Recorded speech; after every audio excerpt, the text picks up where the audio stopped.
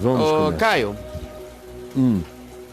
a cada dia que passa, temos visto uma série de tentativas do homem em procurar respostas para sua pré-existência, existência e pós-existência, das mais variadas formas, e como uma tentativa de encontrar salvação sem se entregar de fato ao verdadeiro Salvador. Vemos pessoas buscando respostas em psicologia sistêmica, constelações familiares, várias escolas, inclusive, ele está falando isso porque ele é um professor, tá?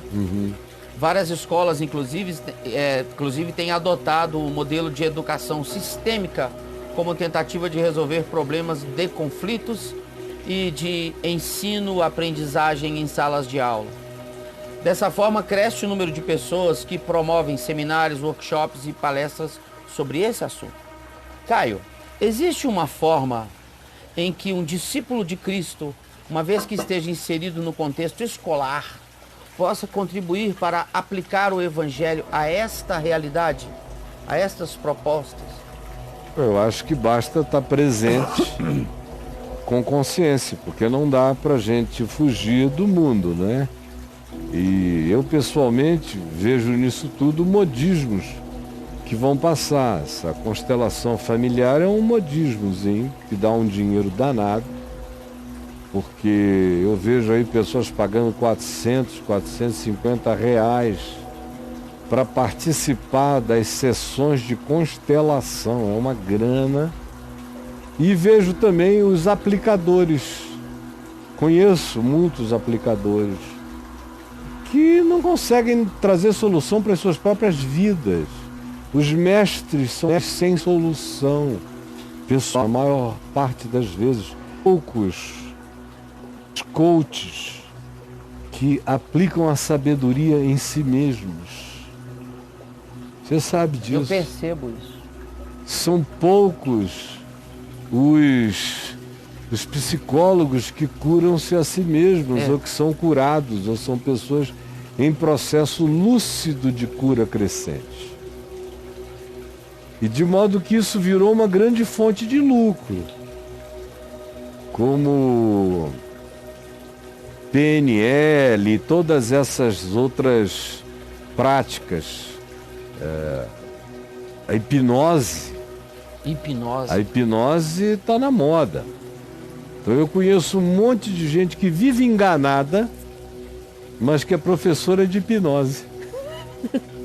Você veja a contradição de termos. Eu conheço gente que não são poucas pessoas, não são muitas, porque isso virou moda. Conheço gente que de olho aberto não consegue pensar bem acerca de uma solução sóbria para a sua própria vida, mas se arroga a ser professor de hipnose, dar aula de hipnose, hipnotizar pessoas, sugestionar pessoas, porque a hipnose é efetiva no que diz respeito à sugestão. Ela não é efetiva no peito à extração do significado da realidade interior de cada um. Foi por isso que o Freud a vetou. Cancelou a conversa. O método. Sim. Agora, como poder circense, a hipnose é real. Eu tenho um amigo que trabalha com público, que ele outro dia me falou que ele fez um curso de hipnose para fazer melhor os shows dele. Que é outra? Outra linha. Ele falou, eu não creio em hipnose para cura de ninguém não, mas é inegável que o povo responde à hipnose. E é claro, são pouquíssimas as pessoas não hipnotizáveis, você sabia? É mesmo? São poucos, são 3% da população. O resto, a grande esmagadora maioria, está sujeita ao impacto da sugestão hipnótica. É hipnotizável. É hipnotizável. Então ele estava me dizendo, às vezes num show meu, eu vou jogando as palavras-chave, depois eu só vou recolhendo as palavras-chave e as reações são incontroláveis. Se você quiser botar aqui o auditório para fazer xixi de tanto rir, Eles nem sabem por que estão rindo tanto. Então é coisa que se estuda há muitos anos. E como o poder de sugestão, de manipulação e de indução, a hipnose é inegável. A maioria das pessoas é hipnotizável. E as técnicas de hipnose coletiva não precisam ser anunciadas. O indivíduo começa a praticar e o auditório não nota e não sente. Vai indo. E daqui a pouco está todo mundo sob a força hipnótica atrativa e absolutamente abertas para todo tipo de sugestão e de indução e de manipulação e de subliminariedade plantada dentro do indivíduo. Tem muita igreja, por exemplo, há 25 anos atrás, alguns dos hoje mais conhecidos midiáticos evangélicos me disseram que estavam fazendo curso de hipnose em São Paulo com um mestre em hipnose. Depois eu soube de denominações que começaram a mandar os seus pastores para fazerem curso de hipnose, para aplicarem no povo. De modo que o que esse povo aí chama de poder do Espírito Santo é poder da hipnose. Que bota, condiciona, fazem o diabo A4 com a cabeça das pessoas. E nas escolas, voltando para a questão original, o que tem muito hoje é essa tentativa, que é uma tentativa de aplicar o modelo constelacional nessas relações de ensino e de relacionamento entre os membros da família, por exemplo, na escola. O que na psicologia seria muito mais honesto chamar de psicodinâmica familiar. Quando você bota os implicados e trata numa perspectiva de corporação familiar os dramas... É um psicodrama. Daquela família, né? Agora, eles rebatizaram isso, criaram uma metodologiazinha mecânica, chamaram de constelação e estão cobrando uma grana. Tem gente ficando rica com isso. Agora, são pessoas que quem conhece a vida delas sabe que elas não conseguiram solução nenhuma para si próprias. Elas não estão nessa galáxia, não. Não, elas continuam aí como estrelas errantes que não conseguiram ainda encontrar o seu eixo de equilíbrio, a sua órbita de sequência existencial saudável. Mas os outros não sabem. E elas vendem o projeto. E tem todo mundo nessa avidez miraculosa de pensar que se você fizer um curso, se você for coachado por alguém, você vai sair dali resolvido. Está virando expectativa religiosa no coração de muita gente. E também tem muita gente disposta a qualquer coisa para encontrar uma solução paga. Porque essas soluções pagas dão uma sensação de segurança. Você chega e diz, olha, vai durar tanto tempo, se você comprar o pacote, você vai ficar resolvido nisso aqui. E na realidade o cara sai dali vazio, sai sabendo um monte de clichês e de chavões, às vezes, na maior parte das vezes, enquanto o seu mestre mesmo é uma pessoa que não encontrou para si nenhuma solução pessoal. Eu não estou querendo generalizar, tem muita gente boa, gente querida minha, que eu amo, que eu respeito, que eu estimulo, que eu divulgo, mas são poucos. A grande maioria são os incompetentes aproveitando a onda, aproveitando a moda e faturando uma grana em cima de uma moçada boba. Então deixa eu deixar isso bem claro. Tem muita gente boa, gente séria. Agora, como por exemplo no meio pastoral, sacerdotal e em outros, existe uma grande maioria que só está indo no surf desse momento, aproveitando essa onda para faturar uma grana, mas eles próprios não têm soluções pessoais. o primeiro pré-requisito para alguém ser um apacentador, um pastor, um cuidador ou um coach é que ele mesmo tenha a vida dele pacificada pela palavra que ele ensina. Do contrário, se o que eu ensino não me pacifica, não faz bem a mim mesmo, eu estou ensinando o quê? A não ser uma mentira que procede do meu próprio coração. Por isso é que Paulo diz, cuida de ti mesmo, depois cuida do ensino. Não adianta eu me preparar para o ensino se o meu coração não recebeu o benefício do meu ensino. Eu tenho que ser o laboratório que comprova a validade daquele ensino pela prática solucionada da minha vida. Em tudo.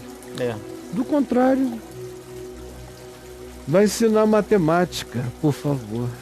É uma coisa de ser uma nutricionista gorda. Gorda, um endocrinologista obeso. Obeso. Né? Um personal training fumante. Fumante. Um odontologista, um odontólogo de dentadura. Isso. Ou então com os dentes podres. Podres. Um mau hálito em cima do cliente. Todo cheio de cárie. Exatamente. Não é? Um oftalmologista cego. Aí não dá, né? Não tem condição.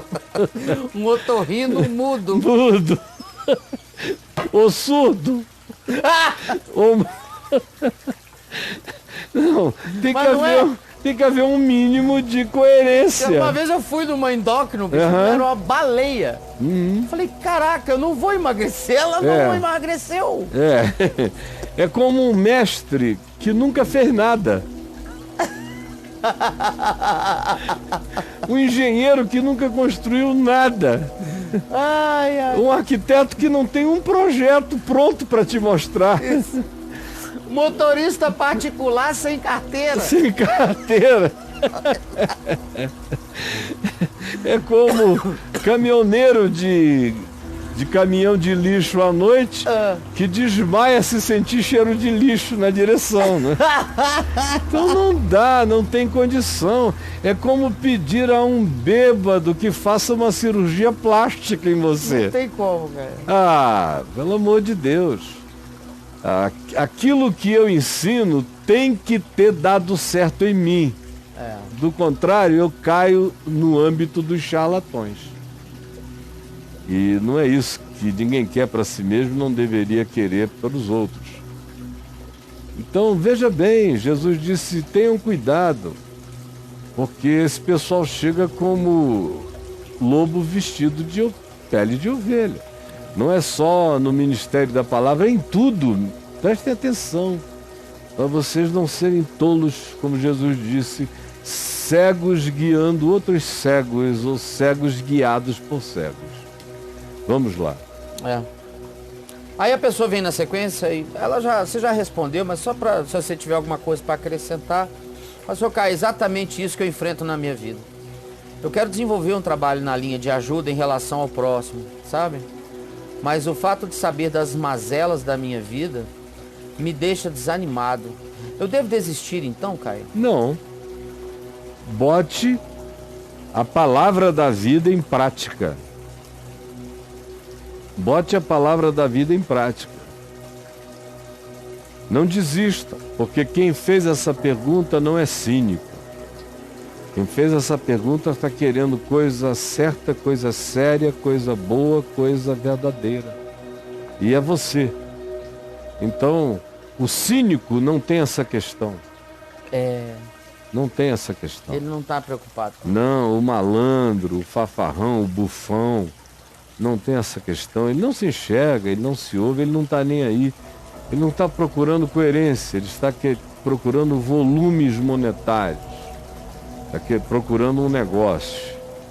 Uma pessoa que se angustia com seu próprio estado, embora sinta desejo de contribuir para a vida do próximo, e que se angustia em que o seu estado pessoal eventualmente não a autorize em relação a um monte de outras coisas que ela ensina, mas ela sofre com isso, essa pessoa está no caminho de poder se tornar um bom mestre, um bom apacentador, um bom ensinador.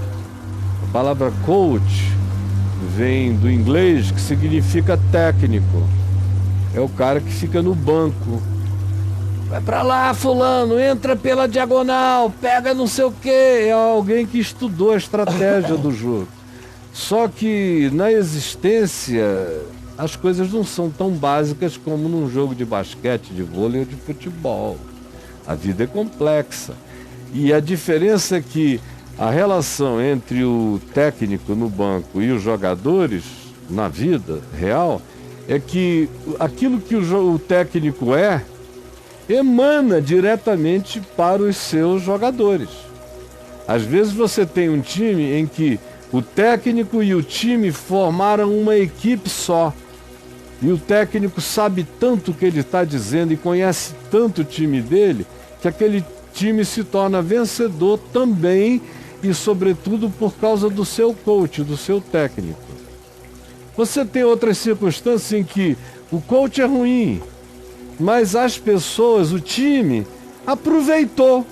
Ou pessoas do time aproveitaram. Embora o técnico não fosse bom, mas o jogador era. E os jogadores eram. E o time deu certo apesar do técnico. E você tem aquelas situações em que o técnico é bom, mas os jogadores são horríveis. Mas mesmo quando seja assim, o técnico bom e jogadores ruins, um bom técnico pode melhorar muito um time de pernas de pau ainda, pela lógica que ele ensine a eles no comportamento. Lembrando apenas que toda essa analogia do coach e do time é pobre ainda para ser aplicada à dinâmica da vida, à psicologia da vida. Você pode ensinar alguns princípios, mas eles serão tão mais efetivos quanto o ensinador seja coerente, ele próprio, com o que ele ensina. Porque isso é transmissível para o aluno. O aluno, mesmo sem ter a informação, ele sente se é verdade ou não a experiência do ensinador. Quando o aluno não é um imbecil. Porque tem muita gente imbecil. O mundo tem mais imbecis do que gente sensata. Por isso é que o charlatão tem tanto espaço para ganhar dinheiro. É porque tem muito imbecil no mundo. Então você que é um homem sincero, busque na sua sinceridade crescer na direção do que você crê e ensina. E você que é estudante, abra o olho para que você não venha a procurar como mestre aquele que não aprendeu ele próprio ainda minimamente a viver.